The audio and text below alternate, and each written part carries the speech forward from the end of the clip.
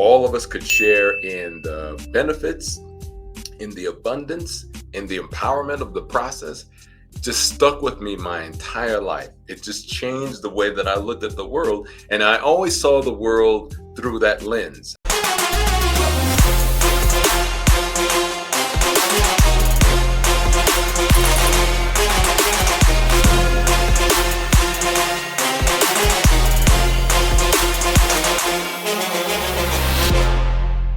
Hey, welcome to another edition of the Journey to Freedom podcast. I am Dr. B, your host, and I don't even know if I have to say that, because if you've reached probably this episode, unless this is the first one you've listened to, you've known we've had some incredible guests, and it's only getting better. I think the reason that is getting better is because I'm getting better. When I started out, and I said, hey, God has said that this is what I want you to do. I want you to work with Black men. And I said to God, I said, I'm not sure that's what I want to do, God. I want to work with people, people of color. I want to work in this arena, in this thing. And I started out just saying, okay, I'm going to be obedient. I'm going to do what you're asking me to do. And I'm going to start, in this case, not only coaching and other stuff that I do along with the program, is I'm going to start this podcast. And this year I'm going to do, and we're in 2024, if you listen to this another year or whatever, I said I'm going to do 100 Black men this year. And so I start out with like the people that I can trust, the people that I know that are my friends, the people that I know that if I really mess up, they can lift me up and take me to the next level. And so I was able to do that. And then what I found out is there's some Black men, and most of the Black men that I enter have some very interesting stories. They have lives where they sometimes have been isolated, sometimes have not felt that they're enough, and not felt like they sometimes belong. We're able to pull some of that out. I think about my childhood and how awesome my childhood was, and the things I was able to do. And I had a mom and I had a dad, and they were both in the home. And they weren't perfect, but I grew up in a situation that is way different than a lot of my guests. And a lot of sometimes the trauma and the abuse and the things that they were able to pull out and become the men that they are now. And then be able to do the things in life that they're able to do. Whether we're talking about family, or we're talking about work, or we're talking about the nonprofits that they want to be a part of, or the community things that they do. There's so many things that I'm not even aware of that or wasn't aware of that could even possibly happen. And when I have a guest who says, "What my dad was in and out of prison my whole childhood, and he would get out for 6 months. We do some fun stuff, and we lived really well, like they do on TV, where there's a ton of money, like an elevator that goes to that opens up at the top of your house because my dad's a drug dealer." And I'm like, "Oh my God, how does that happen?" And so today, we have another incredible guest, right? We have the opportunity to go through and talk about and find out what it is that we do to become successful. And so, what I building my life around, or this journey of freedom, is helping people become the people they need to be so they can do what God put them on this earth to do. And some of it is living in purpose, right? And how do we get to the point where we get to live in purpose, where we get to live that life where, in so many times, I thought it was about, when I was younger, it's about money and success and how many people walk with you. And I'm realizing now that has nothing to do with it, because when you're walking in purpose and you have a happiness about you and you have a stride about you and you have relationships that are incredible, then that's why we're on this earth, right? Is who can I serve? I say this prayer, dear Lord, every day, give me the wisdom to do the things you put me on this earth to do in a way that pleases you and serves others. And when I can be in service to others, when I can do this show and we can have, thousands of people that watch it and go, I'm going to try to do some of these things. I'm going to try to emulate these things. I'm going to do these things. It is great today. I was talking to Chet. We call it the green room, which is basically just means before we get going to the show, right? And so I said, what are you excited about? What he told me? He told me he's excited about his wife. He's excited about his family. He's excited about the relationship that he gets to have. How many of us have been in those moments where we're going, ooh, I don't know if I can finish doing this. I don't know if I can keep going. And then to have somebody say, they're not talking about that. He's not telling me about his career. He's not talking to me about, something that he did, because a lot of us live in our past and we go, hey, remember the time we were in high school? And, I have a bunch of college buddies and we were on a national championship track team. And a lot of them want to go back to that happened 30 some years ago. And we want it every time. I mean, and I don't mind getting together because it's fun to talk about those times. But what are you doing now?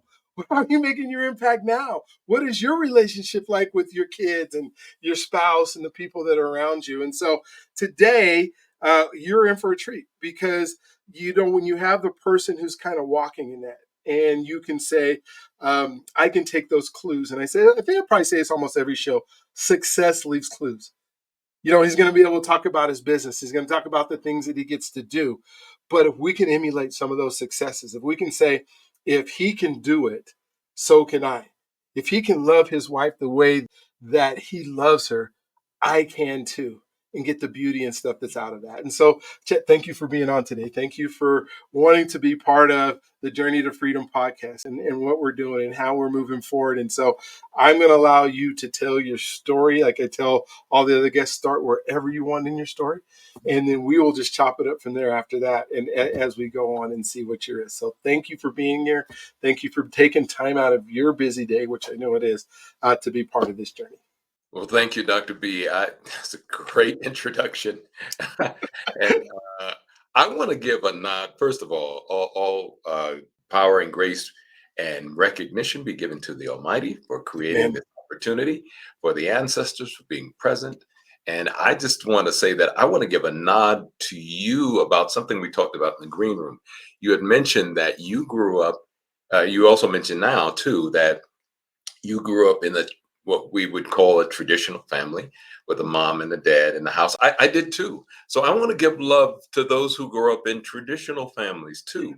I think, the romantic story is always about, the father not being there, and then people kind of have to work through those things. And that's a real aspect of our community. mhm. It is a challenge that we have to overcome, because I do believe that the father needs to be in the family, but let's not mistake the fact that Black men are more involved with their children than white men, even when they're not even in the home. So people need to recognize that. But I want to make sure that we acknowledge also traditional families, because I don't think that we give enough love there. I had a great childhood. I grew up in Waterloo, Iowa. People always ask when you say that, people look at you, they say, they got Black people in Iowa. We got Black people everywhere. Come on now. I Uh, know. I know. but we had a really tight Black community of about 3,000 of us in Waterloo, Iowa, of all places. I'm going to make my origin story really short, but the only reason that we even came up to Iowa was because my grandfather had 90 acres of land down in Mississippi, down in Greenville, Mississippi. Okay. His white neighbor came over to him and said, "Your land belongs to me." My grandfather said, "Hell no, this is my land. I paid for it. I did this. We can go down to the county assessors and figure it out."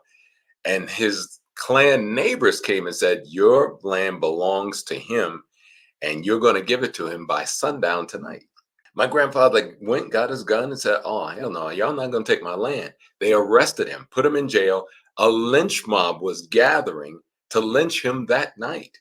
The wife of the man who accused him of taking that, who said that that land was his, bailed him out.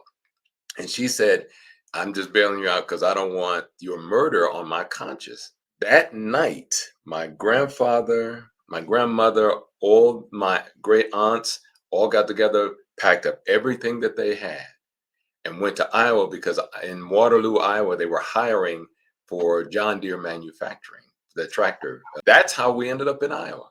And I didn't know this story until I was like 38. And I was like, what? We're going to go down and get that land. And me and my brother hired a lawyer. We were like, "We're getting your land back, Grandpa." And he said, "No, there's too much blood in that soil." So kind of, we're like, okay, whatever. We're getting the land back because that's our generational wealth. We're getting that Yeah. land back. My grandfather came back again and said, "This is my wish. I don't want y'all to do anything with that land." And me and my brother again kind of looked and said, "No, because it's us too." Then my mother pulled me aside. She said, it would break your grandfather's heart for you to mess with that. And so we reluctantly let it go. Hmm. But, we still are actually doing some work on the side. But that's how we ended up in Iowa. And that story is not uncommon in the African American community. Oh no, not at all. Happens all the time. All that generational wealth, it was just taken or at risk of death, which is what happened to my grandfather. They were going to lynch him. But one of the things about growing up in Iowa and growing up with my parents, James and Naomi Sisk, is that how most people tell the story, all these Black comedians always tell the story about how they got whooped and this is Hmm. how Black kids, this is how it was. Well, my folks sat back and they started off doing the same thing. I got whooped, so you get whooped. Okay, this is how it works. Then my mother, she was telling the story to my wife, and she said there was a point where we sat back and said, I bet we could do better. And so they had that old World Book Encyclopedia with the childcraft pairing with it, and that was the original Google, right? So they started looking and saying, "There's got to be a better way of parenting." These are my folks now. Just for clarity, these are not college educated folks. They got their high school diploma, and they were just working the manufacturing thing and doing everything. But they came to this program they saw called Family Council, and basically, family council was everybody had a voice. Everybody in the family had a voice. Now, there was always the president that could overrule, veto, Yeah, that my dad and my mom, they jointly did that. But they yeah. came back and they said, look, we want you guys to be able to share what's important to you, what's happening in your world, your choice. You get a chance to choose the vacation where we're going to take, and you get an allowance for dividing up the labor between us because there's five of y'all, two of us, and then the dog. So it was eight of us all together.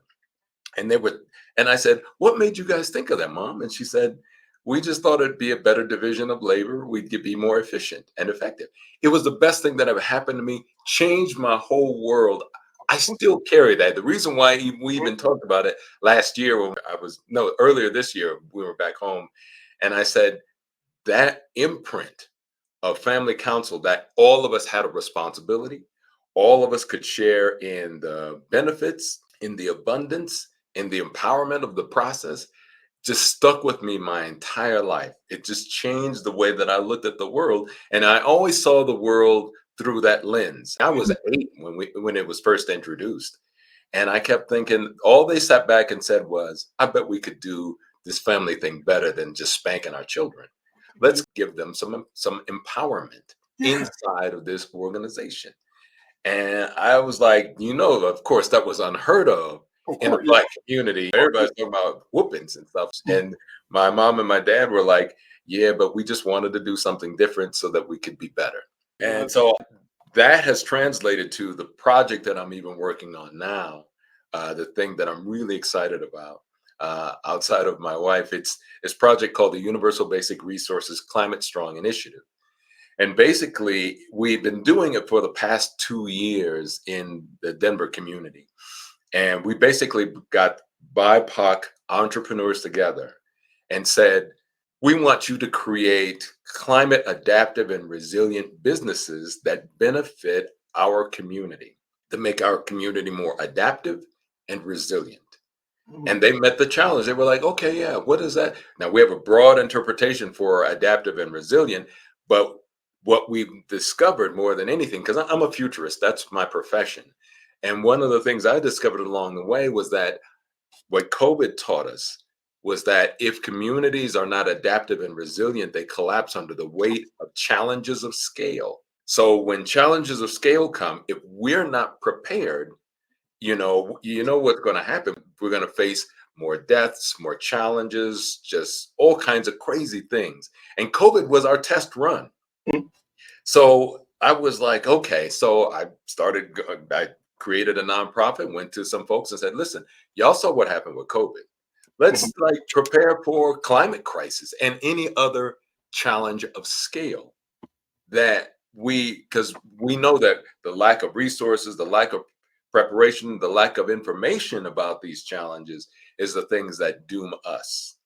So this is what that whole project was to create a business incubator, or is is to create a business incubator that empowered people, these entrepreneurs, because I believe in entrepreneurship. I had an ad agency back in the day. My folks created a retail store back in the day. So I'm a firm believer in entrepreneurship. And so I was like, look, I'm with you guys. I went through everything you went through. What we're going to try to do is empower you with some basic tools and support you and formalize the process of you guys having a cohort of people who are also doing what you're doing. It's not the usual business incubator where you're like, I want to open up a fish joint or a church or something. This is about climate adaptive and resilient businesses that empower the community. Because I believe that it is important for entrepreneurs to be involved in empowering our communities, not just nonprofits and people Mhm. who come in and, oh, we want to do this for the Black and Brown community. We think that when entrepreneurs are engaged, that the project takes on a whole new kind of life because the entrepreneurs have a more creative and a business mindset, and they can bring in other kinds of tools that nonprofits, and I'm not trying to take away from the nonprofits, but when you have a business mind, It's different. Yeah. It is. you know what I'm saying? I no nothing but love for all y'all in the nonprofit world. I'm just saying, because I'm in the nonprofit world, but apply a business mindset to it and being able to make that your the edict of the nonprofit, the incubator, it changes everything. So that's what we've been doing for the past 2 years. This year we're about to scale, and then I'll end this. We partnered now with the Community College of Denver and the Aurora Community College to have students trained in NVIDIA artificial intelligence, and they're going to pair with the entrepreneurs that we're bringing in to the program next year so that we create what we call super groups of creative and innovative thought so that they can apply the best of their skills to creating climate adaptive and resilient businesses and projects. So it's a giant leap for us, but it's in keeping with the same thing that my folks would say is that when all of us are empowered, all of us are empowered. And I was like, that makes sense to me. Makes So sense. it's funny that never forget the day of small things that you hear something when your folks lay some stuff on you when you're a kid. Yeah. That stuff travels. It Oh, it definitely does. for It me. does. Oh my gosh. So, but that's my origin story. All right. No, I love it. I love the just where we're. Oh, what happened here? Let me get you back. My stuff started. Okay. I am here. There we go. Okay. Okay, there we I go. don't know what happened on my thing, so I'll Okay. just have my editor take that little section out Okay. where the technology started messing up. A couple Mhm. of things that I love about your story. I guess the first part is Waterloo, Iowa, right? I can remember my parents had some friends in Shenandoah, Iowa.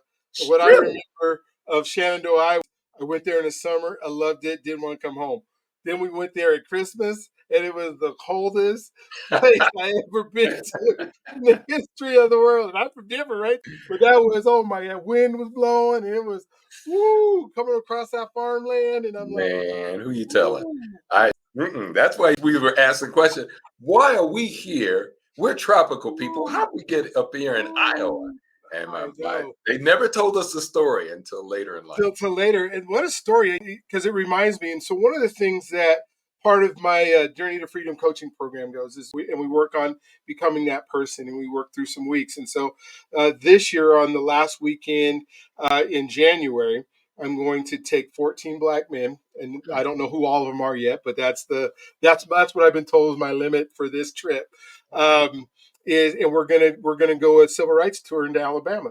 And Oh, so we're going to start out in Birmingham, and we're going to, go through the fire hoses and all, just all the stuff that happened in Birmingham, the mhm. bombing. We're going to speak to a lady who was at the church when the bombing Oh, happened. wow. And so kind of walk through that. Then the next day, there's a guy who takes us on a tour around the whole city and shows us, when I was thinking about like the black high school that's still there that has two or Mhm. 3,000 students in it, and they had their first white graduate in 2004.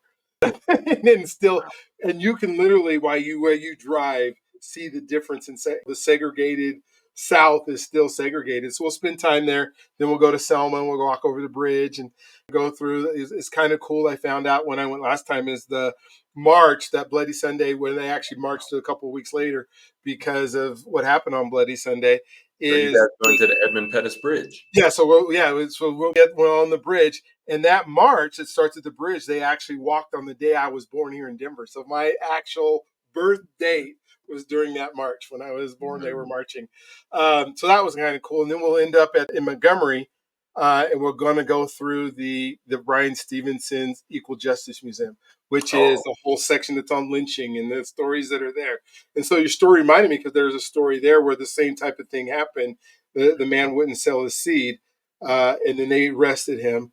But the difference is, which I'm so glad you're here, is that they did string him up and they shot him. 10,000 people showed up to it and they shot him 2,000 times. And then they told literally 2,000 times until the rope broke. And then they told his family, if you're not out of here before sundown, then you're going to get the same fate. And they did the same thing. They packed up and moved. And so to talk about that, and then to see you're talking about the future, and I want to unpack some of the future, because I'm thinking, okay, so that is a lot of what we hear about our past. So we hear right. about the past, and then we go, okay, so what is the future? Because our journey to freedom is saying, okay, where do we go from here? Yeah. We've had all these opportunities, and there's no way it's perfect right now, but we've had all these opportunities. Sure. Where do we go? How do we move forward from here?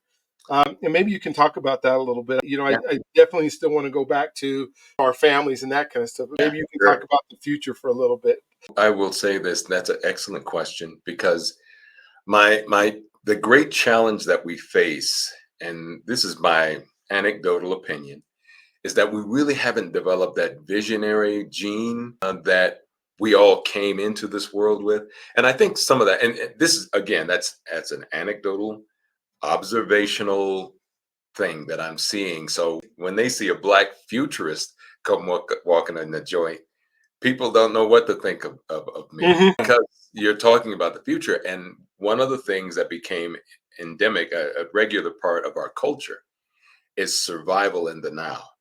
That's Yes. not a bad thing, but the challenge is that you can get stuck there, where it becomes your only cultural directive. We're proud of it. We talk about, yeah, we can make anything out of like a piece of bread and some Yeah. oatmeal and a rope. We can do something. We're like MacGyver. Okay, that's true. And that's a blessing and it's a gift. But now we have to talk about, how do we reimagine the road ahead? And I'm not talking about 50 years down the line where we're in flying cars and stuff like that, but the next couple of years. Mm-hmm. And I find that it's even more critical now, which is why I'm really leaning into it, is because there are a group of people who got together and said, we have a vision for the next few years. It's called Project 2025. And Mm. we haven't developed anything to counter that. We criticize it and say, oh, this is terrible, blah, blah, blah. Look at what it does. But we really haven't developed that next level of what we want to do over the next couple of years. And you know the old phrase, the best defense is a good offense. So when we start to develop our way forward, we can rally people. The great challenge that I'm seeing, where we can't really rally, no, we can't. We haven't been able to rally well in that way forward, is assimilation. The longer we're into this space, we start getting assimilated into its values, into its meaning, into its purpose, if it has one. So we start to lose that aspect of us that we held on to for many years, throughout slavery, throughout Jim Crow, throughout the segregation, throughout all these things. There was an aspect of us that still said, hey, brother and sister, we still have a way forward. I see us absolutely giving that up. It's capitulation. Mm-hmm. And I think it's because of the fact that you, like I say, you stay in it long enough. You do start to take on the values of that. So people criticize the values of the space, but we haven't really drilled down on the values that our culture developed and was able to withstand for hundreds of years. Now, that's not a fault of ours. You're constantly being exposed to this stuff for hundreds of years. eventually there are some of us who are going to break. And Yeah. that's what's happened. You see them, and I'm just going to share my political position. These black men in particular go and say, I support Trump. And I'm like, how? Break down to me how you can support a misogynistic, racist, grifting, felony idiot and say that somehow that's a good move. That tells me more about you than it does about them. So I say all of that to say that we have to develop our own sense of vision and a way forward, and not capitulate to the worst aspects of humanity, and which is what we're seeing on sale on a regular aspect in our society.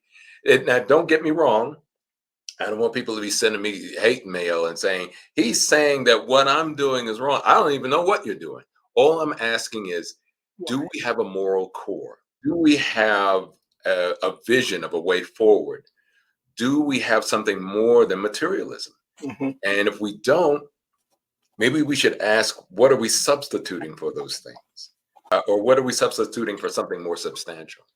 And that's why we see some of the challenges that we do. Without the moral core, without a vision forward, we get exactly what we have right now. So I say all of that to say that as a futurist, my job is to say, let's create that vision, something bigger, better. It doesn't mean that we all share the same thought.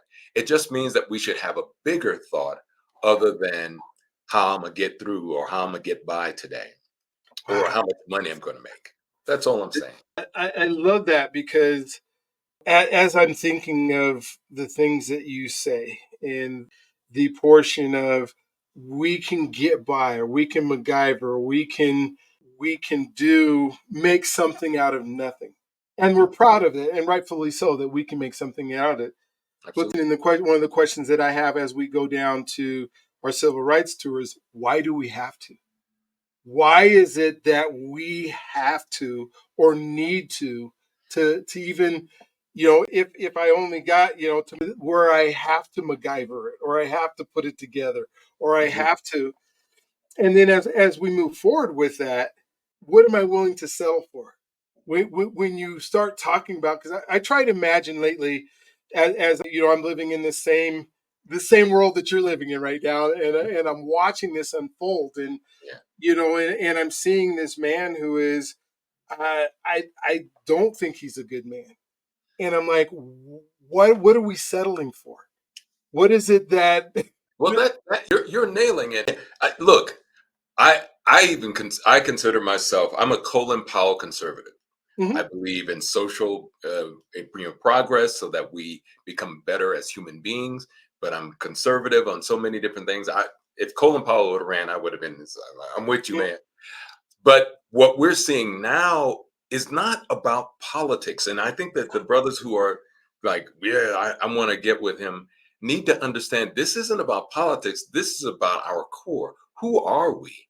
If we feel that someone who, with all of these horrible traits and proud of them, uh, is a leader for us, what does that say about the kind of people that we are? We can excuse it all day long and say, "Oh, well, his heart is in the right place," and try to sane-splain it, try to make sense of it.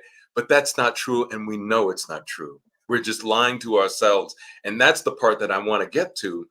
Is that why would we lie to ourselves about this? What part of us had us get to the place where we are giving up our moral, we had a moral righteousness, not righteousness, but a kind of a moral leadership that we actually had, that said, let's become better human beings and lead with that. That what truly was our tip of the spear throughout the 60s, 70s. And then all of a sudden, once we started to assimilate, we started losing that moral leadership and started saying, hey, whatever gets by, hey, whatever, even if you lie, cheat, steal, say terrible things about people, somehow that's a good thing. And so I offer that question to the black men who have gone to that place of saying, oh yeah, it makes sense. Because it in the end, we will, I think it was Funkadelic said that America eats its own, and eventually we will end up eating our own because there's no moral core that keeps us from doing it. There is nothing between us and doing anything, whatever we want to do or what we're trying to do, because we're trying to get something. And that's a very dangerous place to be when that is in our leadership. Because once it's in our leadership, it is modeled for not only us, but for our kids. I try to imagine sometimes if we were in biblical times, we were in the Old Testament, which king would Trump be?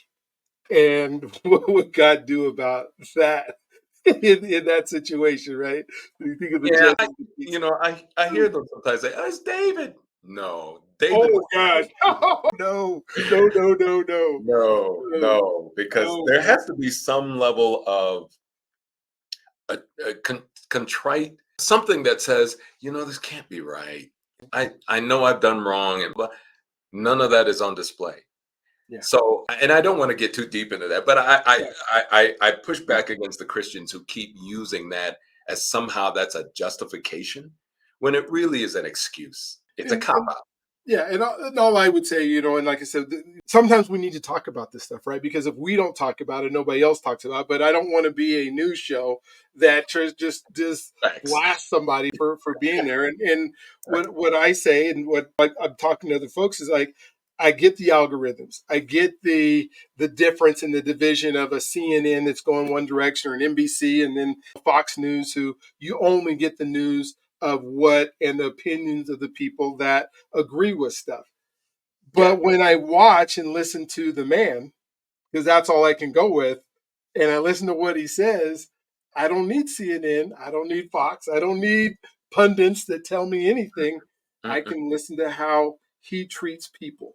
That's Yeah. The key here is just again, as long as we can separate moral fiber and core beliefs from the politics, we can be more clear about that. But if we buy into that moral position, I can assure you, those chickens will come home to roost on all Yeah, of us. yeah. You cannot have lack of a moral core and say it's okay for your leader to go to that place. Well, I don't do it, but my leader can, so it's okay. How? That's all I'm saying. That's just a legitimate question, and it has nothing to do with politics, it has everything to do with morality. Amen. I love it. So, Let's talk about family for a little bit. One of the things that I can tell that you love your family. I can tell that yeah. that is super important to me. I have 8 children now, and I have 16 grandkids, and so Mm, and every single day, the one that I have a granddaughter who shows up here every single morning, and her and I get to go to the park together. We get to spend time together. She tells me about life, and then she lets me experience life from the oh, view of a 2-year-old who's getting ready to be 3 in November. She's starting to talk now, so I can understand her.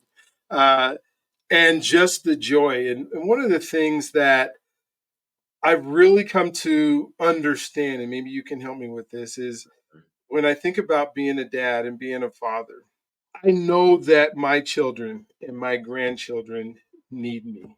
They don't need me to um, give them everything. They just need me to be there, right? yeah. Whether I have $5 in my pocket or whether I have $1 million in my pocket, Mhm. they need me to be there. Yeah. But what I realize more than that is I need them just as much as they need me. If I'm going to be the protector and the provider and Yep. the person that has the example and all those things, Mhm. I'm better because I'm there for them. Yeah. What are your thoughts on family and fatherhood and being a husband and Yeah. how you show up? That's an excellent question, and you absolutely nailed it. That really we are here to enjoy the gifts that those grandchildren provide and those children provide. I have two sons, and two sons from my previous marriage, and a son and a daughter from the current marriage. And I can truly say the two sons, one of them, in fact, I'm going to go visit my first one next week. He's in Thailand. Oh And wow. so, yeah, him and his girlfriend, they got together and they were like, let's have a baby. So now I have to go over there. but Mhm. it's a good trip for me and my wife at the time. And the things that we learn, the things that we get, are obvious, but only if we pay attention. If we're present in that space and we recognize that they have gifts to give us, as opposed to the top down. I talked to a brother one time, and I was talking about, yeah, I'm going through these challenges, and he wanted to tell me how to fix my challenges. But that's not really what I was looking for. I was looking for somebody to share a story with me or to tell their story, what they're experiencing, so that I could see myself in their story. And the reality is that our grandchildren and our children do the same thing. They're telling us things about themselves. If we ask them about, what are you doing? What's happening with you? They are quick to tell us about their world and their life, even at 2 and 3, because of the fact if we pay attention, we can learn from them. Like the thing that I don't know about you, but the thing that I learned from my grandchild is how to be present, how Mm. to be in that moment. And, we got all our big la-di-da stuff going on, Yeah. but our grandchildren say, yeah, but this moment is the only one that counts. And then you're right. So our job is not to tell people, how to do it or how not to do it, but to show up and say, here is my experience, and let them see themselves in our stories. And our families are open to that if we're open to telling. The more I keep telling my sons about my challenges, they keep coming back and they say, wow, you seem more human to me, Dad. And I'm like, that's the purpose of the dad, is this, to have the experiences, share those experiences with you, hoping that you will make better decisions, or decisions that will surpass even my successes. So our job is to tell our stories. And I told my son, once they got to be 18, I said, here's the deal. Before I was dictator, now I'm advisor. So if you want my support and my insight, ask me, and I will be more than happy to tell you my story of something similar and what I would advise. I can't tell you how to run your life, but I can tell you, here's what I know. So I don't have all the answers, but I've asked most of the questions. So let me share what I know. And that really changed our relationship, started working differently as we become more friends, as adults now. But you can't do that when in the Yeah. Oh no, you never know. yeah, in the teenage years. There needs to be structure and direction and those kinds of things while the children are working out, their development of their pineal gland, their brain, all of those things. And then when they get to a certain point, you want to start becoming advisor and support and say, this is what I would do. And how I feel very strong. That's what happened to me and my mom. Me and my mom are closer now than we ever were. She's 86. And we just, once we just started going back and visiting my mom, but without I have 4 other siblings, and I just said, Mom, I just want more time with you. Mm. And so I would go back, I'd bring a bottle of wine from some places I've been in the world, and I'd say, hey, listen, let's have this wine. We'd have date night, we'd go out, we'd see a movie, we'd go to dinner, we'd come back home, drink wine, and I said, tell me about you. And she just completely opened up. And over the years, we started realizing how we liked each other, not just like liked each other like mom and son, but liked each other like, you're a cool person. In fact, I remember saying that to her one time. I said, Mom, if you're a cool person, if we were the same age, we could have hung out. She says, definitely. So that's when you get the good stuff, is when you become friend and partner as they get older, because that role also changes as they get older, where you start to do more caregiving, as they Mm. did too when Yeah. you were younger. The roles keep changing. The key is for us to be flexible and to recognize what the right time with our children, with our parents, with our wives. As I mentioned, I just absolutely love my wife, and I remember us in that first year, we were just trying to figure it out. And then Mhm. all of a sudden we were like, oh, you're cool. And that's when it gets good, when you start realizing, this person is pretty cool. I didn't realize. And so now we recognize that we had a lot of what I call the 7 or 5 touch points. Mhm. Everybody has the 5 touch points: shared values, shared communication structures, so that you can get your messages across, shared interests, shared health concerns, and then shared spiritual spaces. And we don't share the same religion. I tend to believe in ancestral veneration. I've been to 8, 9 different countries throughout the continent of Africa. In fact, my wife is Namibian. She's from from the continent. And one of the things that I started realizing was that prior to the arrival of Christianity, we really did recognize that life was an arc and that we were part of that. And once we saw ourselves as part of the arc and our ancestors were connected to us, that we were able to hold life differently than if it was a race to make sure I did the right thing because I could get blown out of the sky by a thunderbolt. It changes your experience from fear-based to being a part of something greater. And I don't mean to step on anybody's toes or anything like that, but that was the one thing I kept learning every time I go to a different country on the continent was there's a difference between being fear-based and how not to get something or how to avoid, and then being connected to something so you didn't see yourself in isolation, but as part of something else, a bigger arc of humanity. And so that just so we shared these different spaces because she's Buddhist. And so but we both came to the same conclusion that there are just places where we can have a much more loving and connected space with life and each other than the one that says zero sum. I'm gonna get some, you're not gonna get some, so we have to fight because there's a certain number of people that are going to make it and others are not. I mean, it didn't work for me. So those 5 touch points became key for us, and we started realizing how important it was, how that created more space and more connection between us. That's so cool. And I think about our relationships. One of the things I can think about with, my wife, we have common things, right? That's why we like each other. That's why we love spending time with each other. But it gets to the point where I can only tell so many stories about my life and you already know them. And she can only tell me so many stories about her life and I know them, right? I know who she is from the time she was born until now. But now we're in a place where we get to experience life together, right? And then we get to Right. solve problems together. We get to Mhm. not solve problems. We get to enjoy the fruits of whatever it is that we're putting together.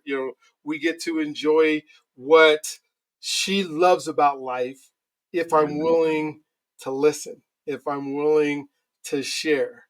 She Yeah. says most people, she sent me this thing yesterday, a couple weeks ago. She said, most people listen to reply, right? They don't listen to they listen to reply. They don't listen to understand. And I'm like, Ooh, truth "Ooh, though. holy, Isn't that something? But I love what you woo." just said though. I love what you just said because in the relationship, if we're conscious enough, and you sound like a completely conscious brother, I my hat's off to you. um the bottom line is that now you get to experience her world and she gets to experience your world, and then you create a world together. And that's where the adventure comes in. That's I think that's the part where we're at right now, where we're like, ooh, we like these things. And so now we're creating this next level adventure, and we didn't realize that we both liked these things until we tried it. We said, look, let's try this. And then all of a sudden we're like, wasn't that cool? And so you get a chance to build something new. I love it. Yeah. Yeah, yesterday it was funny because I think we went to Costco to get some ice cream or something. We're Mhm. hanging out together and we start this political conversation, which she's asking me. We're talking about housing and greed and that kind of stuff, and then she gets kind of heated, right? She's getting this, and I made this mistake because Oh, now I'm enlightened, right? Like you said, you made this mistake and said, are you listening to me to understand? Are you listening to me to no, reply? you didn't. Oh my God. You threw it back to her? Oh my gosh. Uh, Woo! Okay, I know next week when if we go to Costco to get ice cream, just gonna listen, period. I am not gonna ask that question. Oh my God. Oh, were you on the couch that night or how'd that Oh no, work? yeah. Yesterday we were literally walking out of Costco, and I said that in the parking lot. Oh my God! But yeah, Right. did I end up on the couch? I no, we You settled it worked it by out. the end of the day. But you are correct. There was a couple of silent moments where I had to go watch a football game by myself. I watched the. You know, Oh that my gosh! so because of the fact that we live in a society that tends to lean into this toxic masculinity. I believe in masculinity, but not the Mhm. toxic version, where it's like my way or the highway, this stuff I control and all that kind of good stuff. So because we tend to lean that way, we as men have to be conscious of that. Like the entire world around us tends to lean into that space. So when women hear that, when I blah blah blah, they are hearing the reverberation of this entire environment. So our job is to be conscious enough to say, yeah, you're right. Man, it's crazy like that. Sometimes a non-answer is a better answer. Like, man, isn't that crazy? And then you walk, Yes. keep it moving. Keep it moving. Yes. Well, and you think about relationships, and that's what we've been talking about. And Right. if relationships are everything, and God did give us two ears and one mouth, if we can spend most of our time listening, then we can understand. If we Yes. spend most of our time talking, there's no way for us to understand. And if we can Yeah. continue to do more of that as we cultivate these relationships. So I love, like I said, I'm the winner in this podcast because Mhm. I'm doing 100 of them, which means I get to listen to 100 men speak about their lives and Mm. create these relationships and then take something, because my goal is to take, and maybe you have some of the same values here, but if I can take something from every relationship Mhm. that I have and apply it, or take something that's negative and make sure I never apply it, Yeah. then I've won in that relationship. Yeah. And so, and then the other part of it is, so now that's my greed part of it, right? My get to take something, but then how do I leave that relationship by giving something back? Yeah. In every relationship can I give to somebody if I'm truly concerned about how do I serve them? That is such a great question. It's not asked often enough. Mhm. Truly do. Even from all of my relationships, we have this gathering of black and brown folk that we get together once a month, and all we do is sit back and eat, laugh, have these crazy. We go out and dance, we'll hit a movie, blah blah blah. It's just one of those things where we just started saying relationships and community are the key to a healthier life going forward. It's always the key. It's community. It's always relationship. And I don't think enough of us understand the power of that. So that leads to the whole idea of us being able to get these wonderful gifts, as you just talked about. Mhm. And I know that I'm getting those gifts because I'm conscious of it and I'm looking for it. But I also recognize the darker side of me is that the shadow side is that I know I there are just miles to go before I sleep. I know I have shadow that's there. It's not that I'm not conscious of it and not working on it, but I recognize, and this is only some recent revelations. Funny that we should have this conversation. Some recent revelations of some things, and I say to myself, how have I not fixed that by now?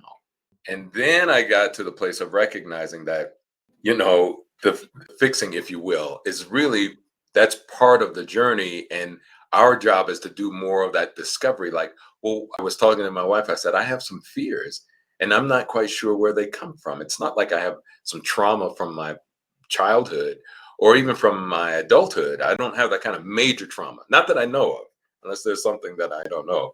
I asked my siblings, did we have any trauma? Not that we know of. So maybe my grandfather, and some of it may be like genetic memory trauma that's passed down. But I do know that I have some fears and I have to kind of keep working through them because sometimes they show up and sometimes they cause problems inside of my relationships. And I had to sit back and think about that just the other day, just having a conversation with one of my closest male friends. And he just really broke it down. He says, "Mm-mm, no, we got it, brother. I mean, don't beat yourself up because I had to do the same thing." And I'm like, what? And he said, yep.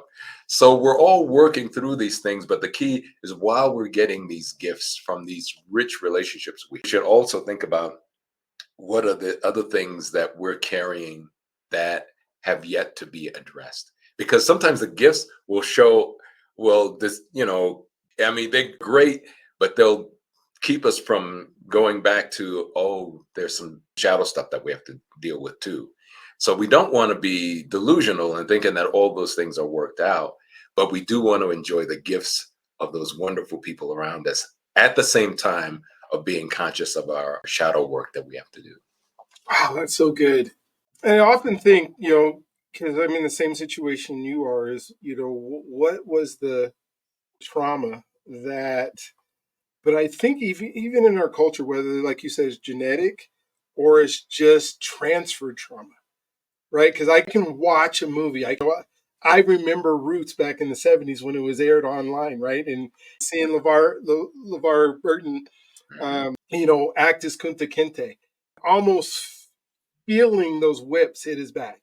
Mm, When he was saying, "My name is Kunta Kinte, my name is oh not my Toby."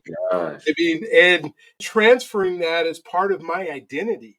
And to say that because now I believe that that's my identity, and then it being reinforced through interactions that obviously weren't as traumatic as, I Mhm, have no lashes on my back. I have no, didn't have to live as a sheriff. I had for most of my life, pretty good freedom, mhm. because if something didn't work out, I had the opportunity to move to something else, and I Right, had enough education to right, be able to do that, to right. pull myself out of bad situations. And so that part, but it's a shared trauma from a culture.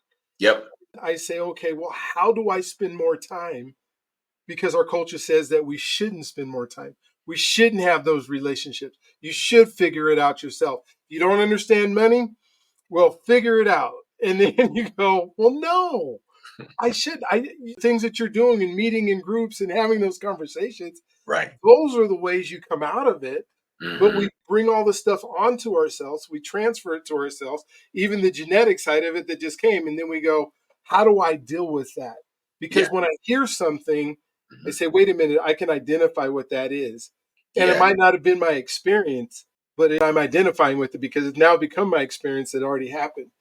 Is there some way that, as I say that, is there some way Mhm. that you can say that these groups and these forced relationships that become, now they're not forced anymore, but at the beginning they were a Right. dream and something I want to do, Yep. helps? Yeah. I'm gonna make a big conversation really small. Okay. Um, so one of the things that I keep learning every time I go back to the continent is this concept called Ubuntu. That Mhm. is, I am a person because another person is a person. So we're all Okay. related. Everything is connected. That's the shorthand. Shorthand is everything is connected. And I recognize that, and they put it in perspective. They're like, look, for hundreds of thousands of years. Now, remember, humankind has been around for at least 300,000 years. But for hundreds of thousands of years, there was a kind of a belief that we were all connected. They called it animism, whatever. When the Europeans came over, they couldn't figure out, oh, no, you should, all that is witchcraft.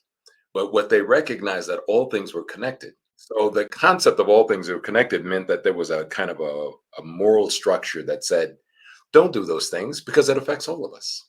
In the environment that we're in now, it's every man for himself. And I do mean every man. That's how it was structured. So that individualism was the key. And so that individualism shows up, I think it shows a kind of a poisoning of something. In those ancient cultures, the Ubuntu concept had a check. They recognized that these things were part of humanity. We can be Mhm. selfish, mean spirited, we can do these terrible things, but you had a cultural check, right? Like, dude, why would you do that? Like with the Khoisan group, which I'm a part of, they came back. I'm part of their haplogroup, and they came back and they said, when somebody does something terrible, we bring them back to the village and we said, listen, we're not going to just harp on the terrible things you've done. We're going to tell you about the wonderful things that you are when you first came out. So people will gather around them and they praise them with all kinds of wonderful things. It was not just the Khoisan, my people, but It's with people through cultural groups throughout, so that you recognize the value and the meaning that you bring to that community. So it's not just like you out here all by yourself trying to figure out. You are now a part of something larger, and we have to remind you of that you are connected to all of us, and all of us are affected by your actions and your deeds. So to me, the best way of us being able to address those things is to have a formal structure that reminds us of how we are connected. And it can't be just kind of like a nice saying. It has to be formal. And I think and what we've done with our tribe is that we keep emphasizing the importance of this group that we meet with on a monthly basis. We keep emphasizing the importance of us being connected and us doing things together. We have this little chat group that we kind of get together and share each other's experiences, but we have to formalize those kinds of interactions because they don't happen naturally in the way that this society is structured right now. This society is structured on individualism, every person for themselves. So we're working against the tide in order to keep bringing people in and bringing them back to their core highest self. And oftentimes we're working against ourselves. I have to do it myself. I have to say, am I trying to separate for whatever reason? I should be leaning into group, but it's always been about community. It's always been about connectedness. It's always been about all of us. And once we get to the place of we're missing that point and becoming individuals, that's when the mischief and the mayhem starts to happen. And we start doing things that we would never do to other people or never do to ourselves. We would do to other people because we don't see ourselves as connected. That's So so cool. I just think that there has to be a Yeah. formality Yeah. in that because it doesn't happen naturally in this environment. I love it. 'Cause I just, as you were saying, I'm thinking, what do our United States prisons look like today if we had connectedness, if we had community, if we had the things that you're understanding that each of us is part of each other? Oh my gosh. Hey, well, we've been talking for an hour now, so it's so fun, and we're going to have you back because I think we're just getting started. Yeah. At this point, is there anything that, because we didn't talk about a lot of stuff, but is there anything that you want to make sure within this context in this show that you would want, maybe final thoughts that you would want to leave Mm, with the folks who are going to watch this show? yeah. I would say that family, vision, and creating something, reimagining the future, they are not mutually exclusive ideas. You don't have to have one or the other. All of those things are tied together, especially the whole aspect of family, community, and reimagining the next few years. Those things are tied together, and we have to develop our visionary gene so that we can get us and our family to the next phase. I love that. Maybe when we come back, we can just talk about that. We can talk about the visionary gene and what that means. Because Yeah. what I'm hearing you say here is it's not we have to look 20 years into the future when we're gone and what it's going to be. It's in the next few years. This Yes. is our vision. And Yes. then what do we do? And as whether I call that purpose or you call it vision, how do we work with inside the purpose that why we're here on this planet and then Yeah. become the people we need to be in order to realize that vision and then to realize that dream, because obviously we have to, you and I both know we have to change who we are. The person we are today in 2025, 2026, and 2027, I Mhm. hope we're different people. I hope Right. that we because I want to evolve. I want to move forward. And so just want to thank you again for being part of this and being part of this conversation and the things that we got to talk about. I know I have, several pages of notes from Yeah. that I'm able to with and talk about. And so again, for those of you who are watching this show, subscribe and do all the things, ring the bell or whatever it is, because it's just together, like Chet was talking about. That's where we make the biggest difference. It's not being individuals trying to do it ourselves. It's us coming together, figuring out how to do it. If you're interested in going to Alabama with us, whether it's you, Chet, or folks that are listening, let me know and we'll figure out how to get you there. This isn't one of those, hey, I want you to figure out, you really want to go and we're not going to find a way to do it. There's too many people in our community that this could make a big difference for. Yeah. And again, like I said, thank you again for part of this. I like to say, hey, you are God's greatest gift, and He loves you if you allow Him to. And so, make it a great and wonderful day, and we will talk to you guys on the next one. Thank you, Dr. B, and pray for me. Absolutely.